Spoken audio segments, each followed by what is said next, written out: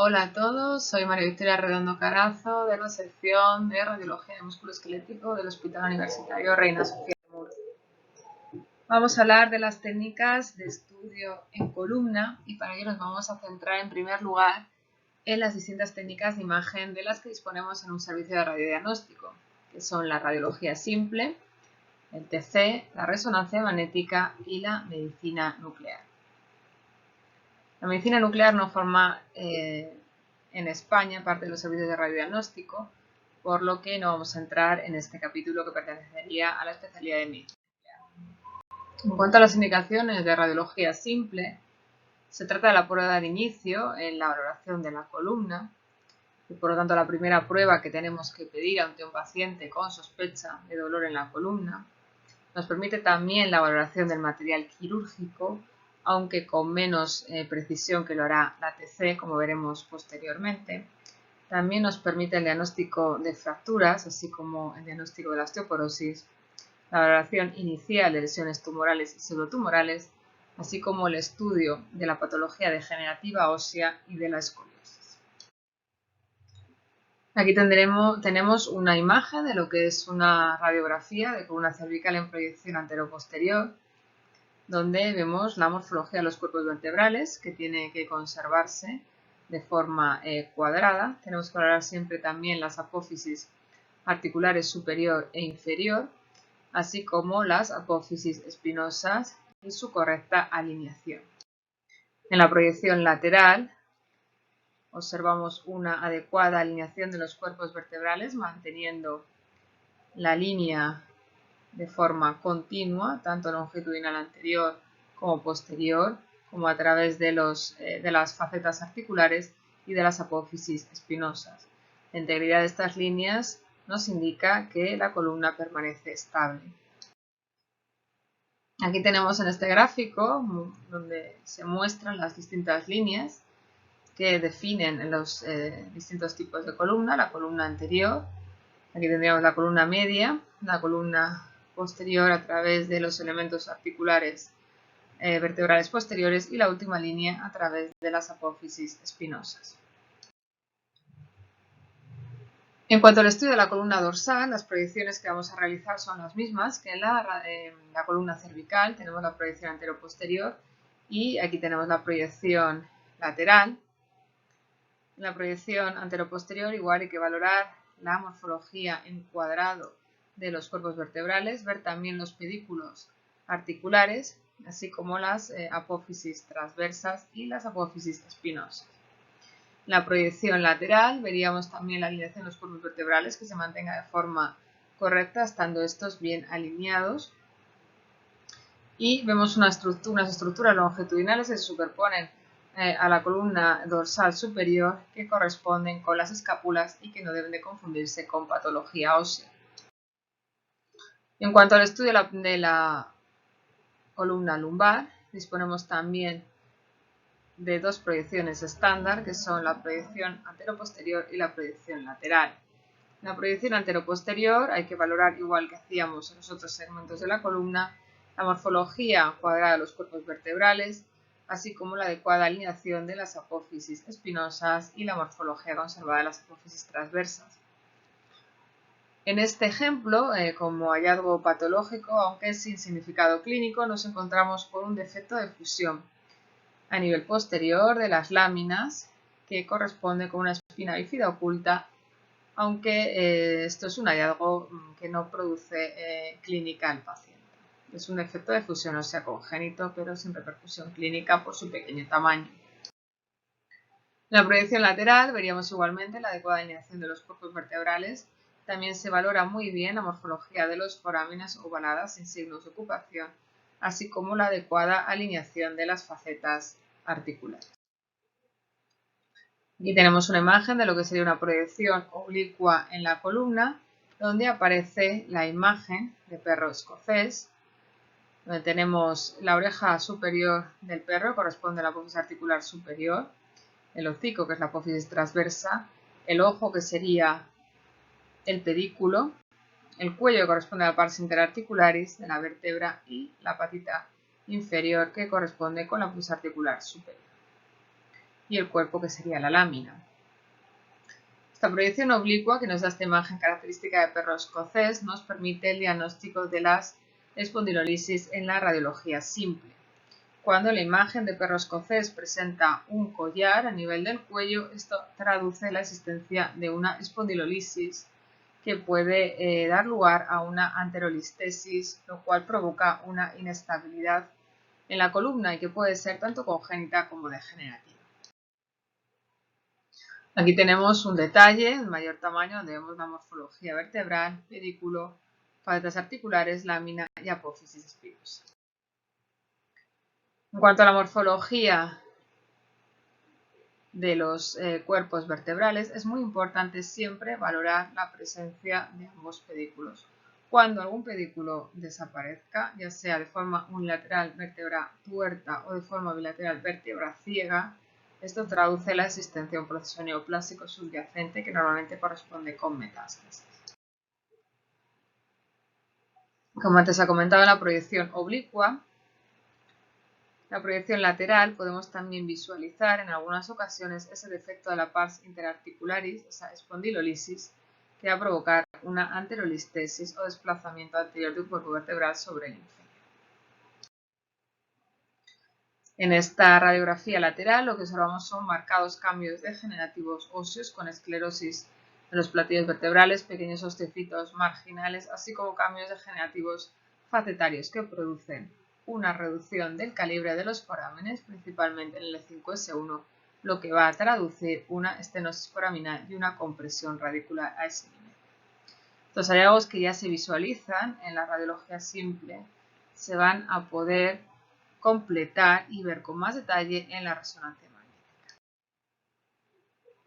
Aquí vemos un ejemplo de lo que es una espondiloartropatía inflamatoria. Es un paciente con una espondilitis anquilosante y lo que podemos observar en este caso es ya un estadio muy avanzado con una ausencia por anquilosis de ambas articulaciones sacroiliacas. Vemos también una fusión de los ligamentos longitudinales anterior y posterior, dando lugar a las imágenes lineales. También vemos la existencia de osteofitos fusionados que se conocen como sindesmocitos. Otra entidad que podemos también diagnosticar o intuir con la radiología simple, aunque luego habrá que confirmar con otras técnicas de imagen, fundamentalmente con la resonancia magnética, sería la espondilodiscitis. En la espondilodiscitis lo que nos encontramos es con una infección tanto del disco como de los platillos vertebrales adyacentes, que dan lugar a esclerosis de los platillos y a un pinzamiento del espacio articular, dentro de un contexto infeccioso. Otro tipo de alteración que podemos observar en la densidad de los cuerpos vertebrales son cambios, ya sean por descenso de la densidad o por un aumento de la densidad ósea. En este caso vemos varios cuerpos vertebrales, tanto L4 como L2, con un aumento de la densidad ósea secundario a metástasis de un carcinoma de próstata. En cuanto a las indicaciones del TC, en primer lugar tendríamos el estudio de tumores óseos, en segundo lugar la patología traumática, en tercer lugar la evaluación de material quirúrgico y el estudio de la enfermedad degenerativa. Aquí vemos un detalle de una sección transversal, que es como vamos a tener los cortes en el TC, y la posterior reconstrucción en un plano sagital. Vemos la unión cráneo-cervical con el atlas, con su arco anterior y posterior, y aquí tendríamos el diente del odontoides adecuadamente centrado respecto a las masas laterales del atlas. Aquí vemos un ejemplo de cómo visualizaríamos la patología degenerativa con TC.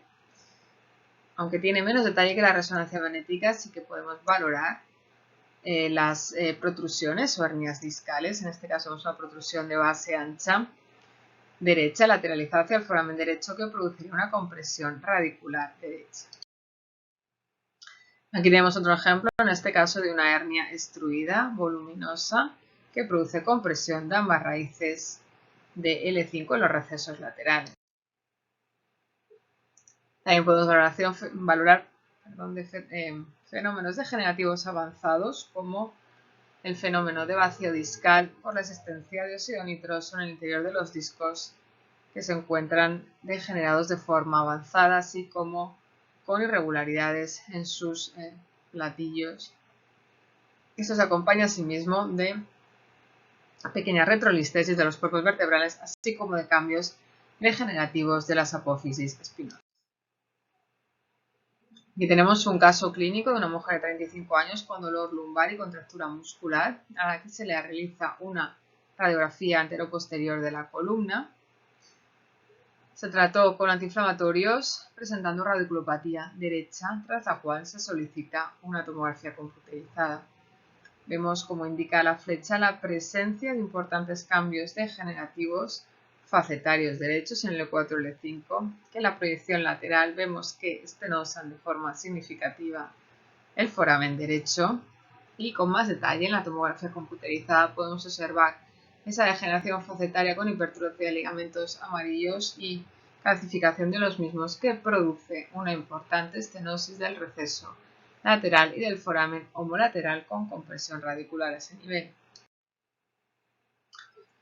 Otro tipo de patología que podemos valorar con la tomografía computerizada es la localización de los tornillos transpediculares o de cualquier tipo de material quirúrgico. En este caso tenemos una artrodesis L4, L5 con presencia de tornillos transpediculares que observamos que presentan una adecuada alineación y morfología, sin presencia de aflojamiento ni de desplazamiento que provoque compresión radicular.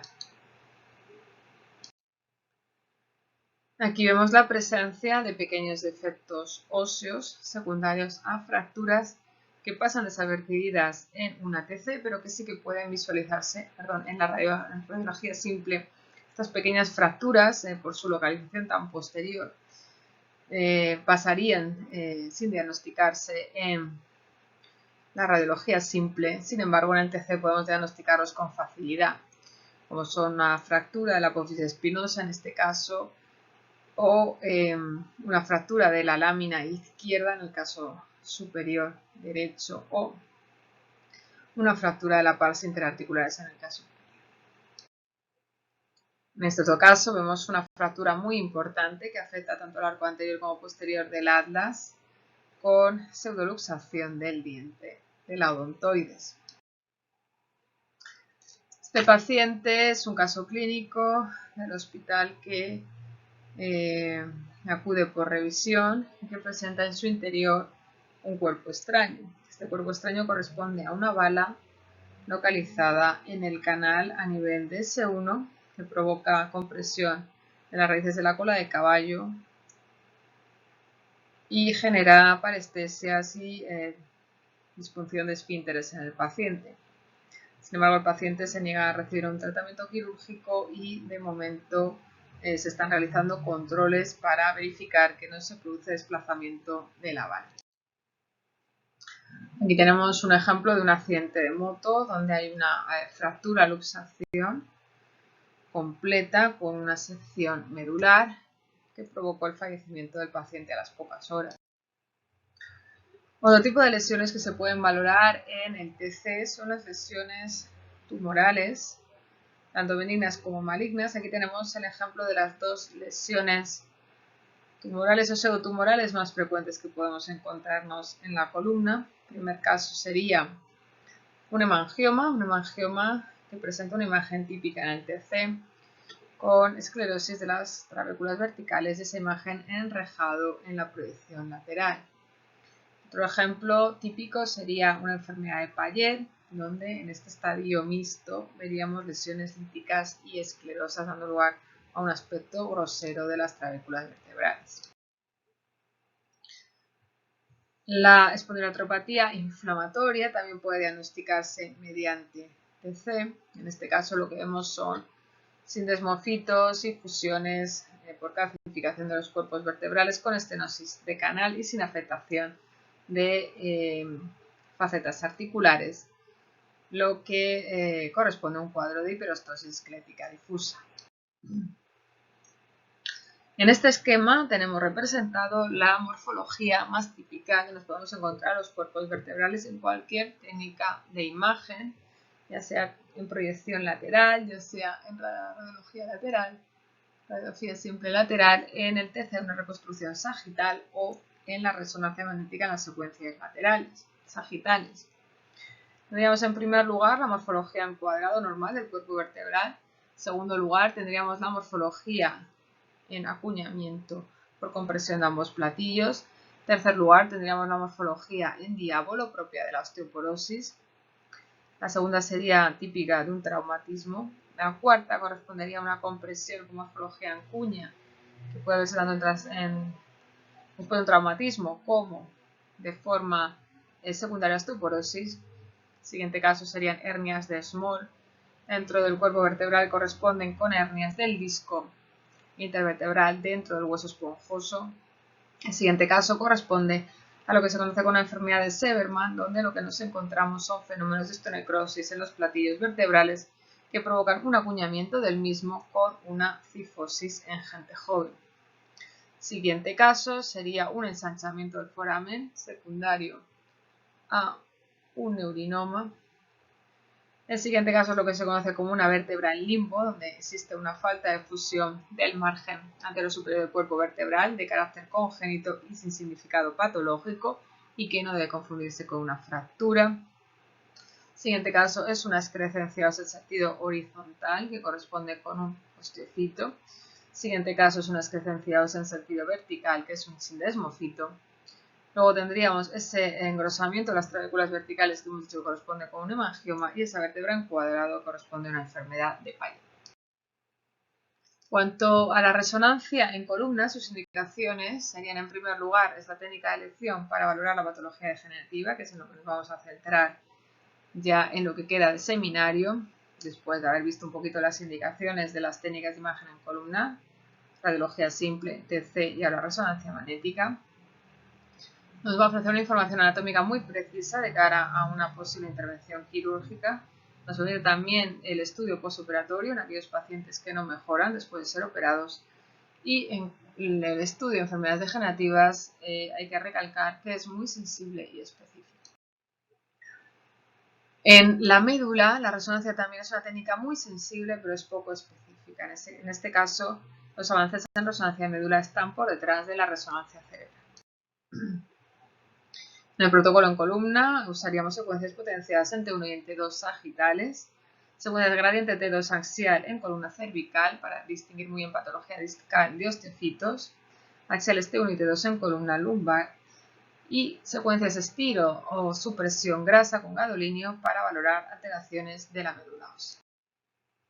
Aquí tenemos un ejemplo de cómo se vería una vértebra en resonancia. Vemos una secuencia potenciada en T2 donde vemos el cuerpo vertebral, los forámenes con las raíces foraminales, articulaciones facetarias, láminas y apófisis espinosa. En esta otra imagen vemos los ligamentos de la columna principales, ligamento longitudinal anterior, posterior, ligamentos amarillos, interespinosos y supraespinosos. En esta imagen tenemos un caso de anomalía congénita en columna. Vemos un defecto de fusión de los cuerpos vertebrales posteriores a nivel caudal que origina una formación en saco con raíces nerviosas en su interior, que es lo que se conoce como mielomeningocele, y que es diagnosticado como en este caso en una resonancia realizada en un recién nacido y que obliga a su cierre quirúrgico precoz para evitar infecciones que puedan poner en peligro la vida del paciente. Aquí tenemos una imagen de resonancia en una secuencia sagital potenciada en T1, donde vemos de forma característica el líquido cefalorraquídeo negro, vemos la morfología de los cuerpos vertebrales y los discos bien hidratados y con una altura conservada. Esto sería una secuencia potenciada en T2, donde vemos el líquido cefalorraquídeo blanco y vemos también la altura y la alineación de los cuerpos vertebrales conservados.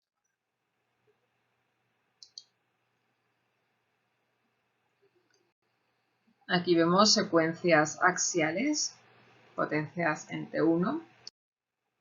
Y en ese esquema están representados los distintos estadios de la degeneración discal. Tenemos el primer caso, donde tenemos un núcleo pulposo rodeado de un anillo fibroso íntegro. Empiezan los fenómenos degenerativos con pérdida de hidratación y estructura de fibras. Provocan un pérdida de agua y una deshidratación con pérdida de altura del disco. Los acompaña de roturas del anillo fibroso que dan lugar a pequeñas herniaciones del núcleo pulposo que van a provocar ahumamientos discales, posteriormente hernias focales que pueden llegar a extruirse e incluso dar lugar a fragmentos libres. En cuanto a la localización herniaria, puede ser línea media, hablaríamos de hernias centrales, lateralizadas o articular derecha e izquierda, foraminales, laterales y anteriores. Los forámenes cervicales, la raíz, es importante saber que la raíz que sale a nivel del cuerpo vertebral inferior, tanto en forámenes como en recesos, corresponde a la raíz del cuerpo vertebral inferior, es decir, en el espacio C4 C5, tanto en forámenes como en el receso lateral está en la raíz de C5. Sin embargo, a nivel torácico y lumbar, debido al decalaje que existe por la presencia del nervio C8 que no tiene un cuerpo vertebral propio, se produce un decalaje que hace que a nivel de forámenes, en el espacio L4, L5, por ejemplo, en foramen saldría la raíz L4 y en el receso encontraríamos en la raíz L5. También hay que recalcar la presencia de dos plexos nerviosos, el braquial, que está formado por las raíces de C5 a T1, y el lumbosacro, que da lugar al nervio ciático, formado por las raíces de L5 a S4. Aquí tenemos un ejemplo de patología degenerativa vista en resonancia, donde vemos fenómenos de deshidratación discal en distintos cuerpos vertebrales a lo largo de la columna. En cuanto a la terminología en columna, hablar de lo que es un nódulo de Small, que es una invaginación localizada del platillo, provocada por el material discal rodeado de hueso normal.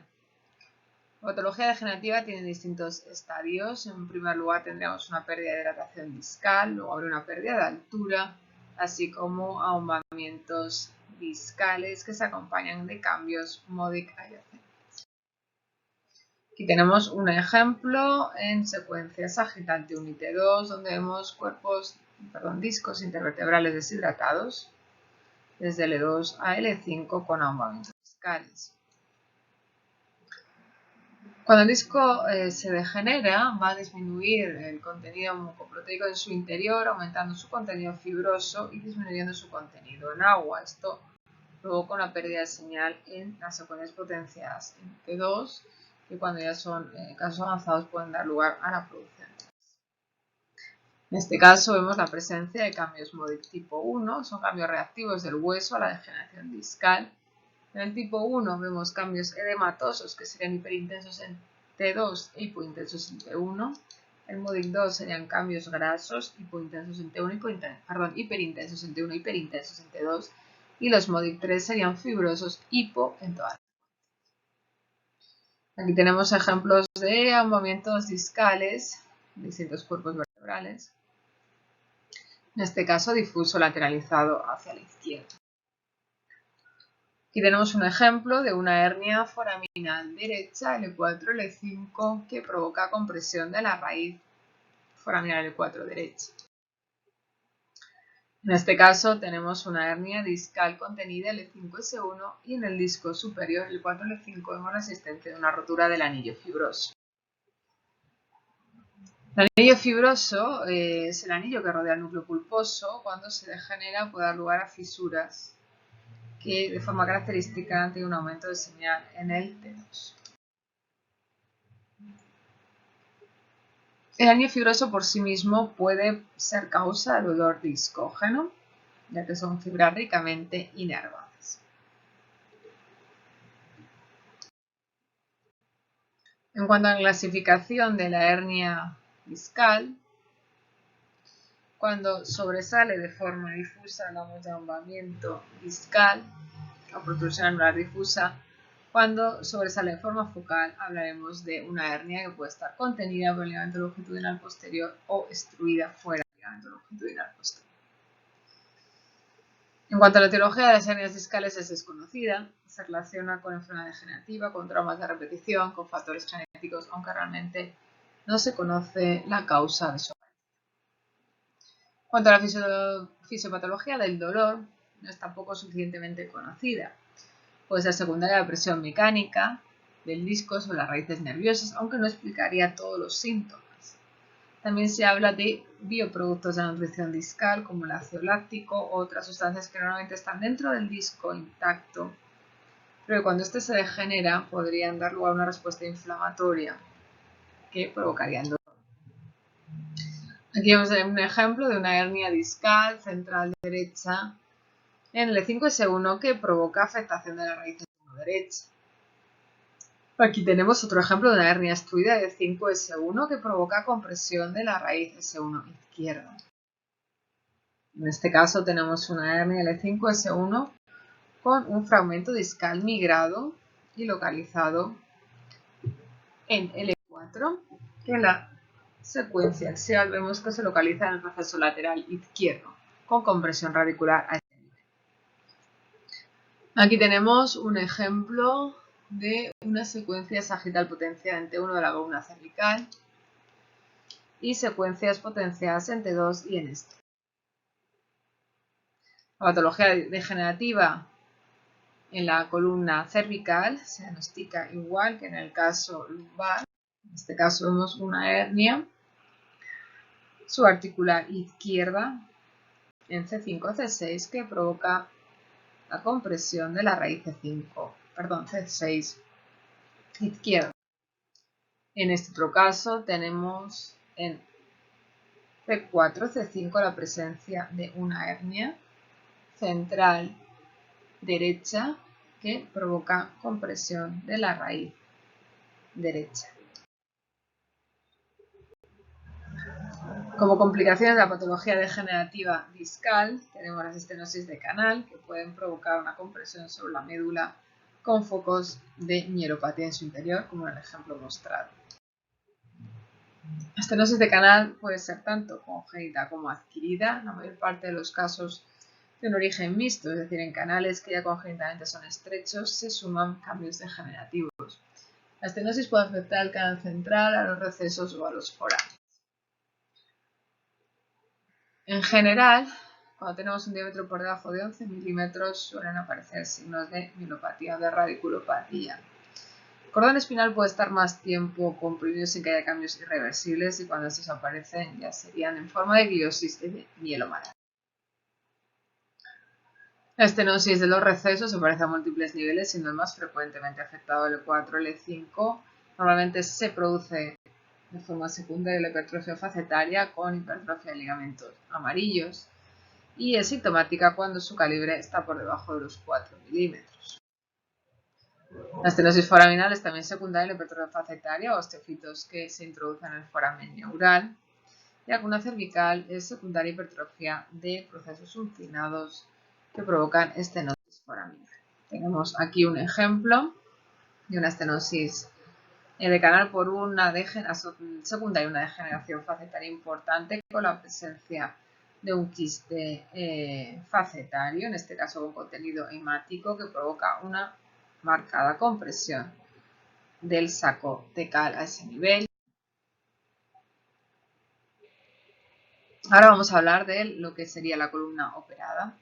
Muchas veces estas hernias se operan, pero esto no implica que se produzca una resolución de la sintomatología. A veces nos encontramos con pacientes que se operan y que presentan persistencia de la sintomatología, que puede ser secundario a una nueva hernia discal, a una estenosis degenerativa de canal o a otros cambios asociados, como pueden ser la presencia de hematomas epidurales, cicatrices epidurales, infecciones, aranoiditis o fístulas de líquido cefalorraquídeo. Las causas frecuentes no quirúrgicas son hernias discales no quirúrgicas en un lugar no operado, artrosis interfacetaria, estenosis de canal, espondilolisis que pueden asociar a una espondilolistesis o dolor referido a otras áreas de otro tipo, de tipo partes blandas o de tipo muscular. La resonancia magnética sería el método diagnóstico de elección para valorar la columna operada, introduciendo además contraste intravenoso. ¿Qué cambios nos encontramos en una columna operada? Nos encontramos cambios fácilmente identificables en los elementos posteriores con ausencia de estructuras normales, entre ellas ausencia de ligamento amarillo y disrupción de planos grasos y musculares. En el posoperatorio inmediato nos encontramos con un tejido edematoso irregular que posteriormente va a dar lugar a un tejido cicatricial con esa pérdida de ese efecto de masa inicial. Ese tejido edematoso evoluciona hacia un tejido cicatricial, pero puede ese tejido persistir con compresión radicular, lo cual lo haría sintomático y hablaríamos de una fibrosis epidural. En la fusión espinal lo que nos encontramos es la colocación de injertos, material de artrodesis para conseguir una fijación. Los injertos óseos pueden ser de tipo autoinjerto, es decir, del propio paciente, de su cresta ilíaca, o injertos que no tienen médula ósea viable. Otros cambios que podemos encontrarnos serían en la discectomía, pérdida del margen posterior del ánulus, tejido blando anormal en esa localización, simulando la apariencia de una hernia que posteriormente va a ir disminuyendo hasta alcanzar la normalidad a lo largo de 2 o 3 meses.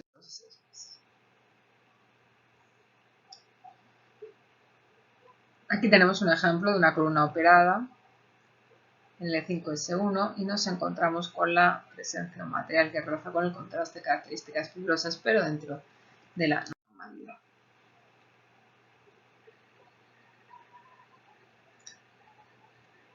Por lo tanto, los cambios posquirúrgicos deben de interpretarse de forma cautelosa en el posoperatorio inmediato.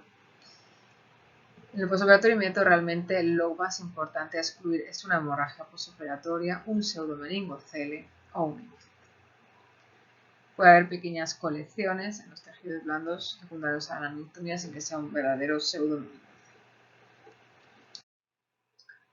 Y para distinguir lo que es una fibrosis epidural de una persistencia de hernia discal, tenemos que introducir contraste intravenoso. Tenemos un tejido anómalo, de morfología nodular, liso intenso en T1 y hiperintenso en T2, que al inyectar contraste paramagnético realza esto a favor de una fibrosis epidural y no de una hernia discal. Por lo tanto, la cicatriz epidural capta contraste debido a su abundante vascularización, cosa que no hace la hernia discal. Otro tipo de complicaciones en la columna operada serían las estenosis de canal, secundarios a los cambios degenerativos que provocan una disminución de su calibre. Todo esto, esta causa, se ha descrito tanto en la cicatriz epidural como en la estenosis de canal como causas de fracaso de la cirugía en un 50-60% de los casos. Tenemos aquí un ejemplo de un paciente operado en espacio L4, L5 y vemos la existencia de un tejido que ocupa el receso lateral izquierdo,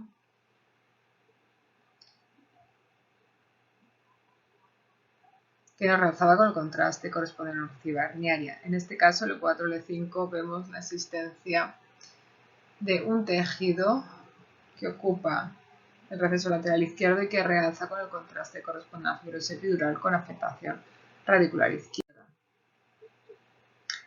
En este caso, vemos un paciente operado en el E5S1 con material de partes blandas a nivel del espacio epidural anterior que realza intensamente con el contraste y que corresponde también a una fibrosis epidural o leve irritación de la raíz izquierda.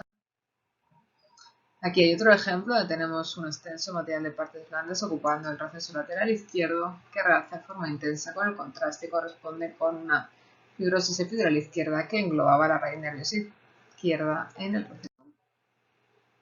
Vemos la existencia de una colección asociada a una recibida hernia.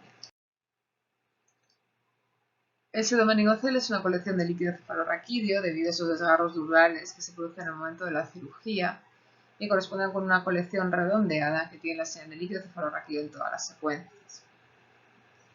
Los pseudomenigoceles hay que distinguirlos de pequeñas colecciones que no se conectan con el espacio dural y que son frecuentes en las laminectomías.